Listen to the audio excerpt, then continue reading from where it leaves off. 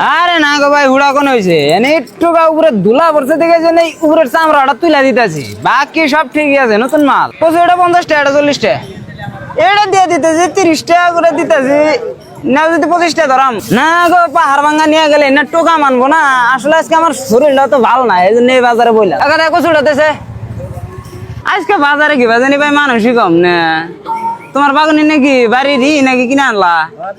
বাড়ির বাড়ির বাগান তো ভালো সাইজ হয়েছে গো। না বেশি আনি নাই তো, আনছি 12 কেজি মাল, ফট করে বেশি জামগা। মাংস দিয়ে কচুর তরকারি হিরুম ভালো, 2 টুকরা মাংস দিয়ে তুমি কচু রান দিবে। মাংস খাবা না? 5 গ্রাম, 505 গ্রাম তোমার দিয়ে দিচ্ছি। ছোট একটা কচু তোমার বেশি দিয়ে দিলাম, যাও। দূর ভাই তুমি কচু নিয়ে যাওছে, এনে জংলা কচু কি তুমি যে নিয়ে যায় রান্ধো আলুর মতো গলে যাবো কচু। আমি সব ধরনের কচু বেশি, আশিনা কচু, লালমুখী, বৌমুখী, এটা তোমার হয়েছে আবর কচু, চম্পা মুখী বেশি। ইন্নার মুহি ভাই চা দিয়াও খান যায়, ইন্না গলা ধরে না যে। ইন্না তুমি সকাল সকালে সিদ্ধ করে চা দিয়া খাবা, পেট একদম ছাবা। তুমি দেখবা ধনী মানুষেরা সব সবজির মিহি চোখ দেওয়া বাদ দেয়, আগে কচুর মিহি চোখ দিব। কচু কোনে ওরা জানে কচুর কি ফায়দা। কচু তোমার হলো 1 নাম্বার পেট ছাবা করার ওষুধ। আমরা গরিব মানুষ তো তা বুঝি না, আমরা ভাবি যে কচু কচু মানুষ।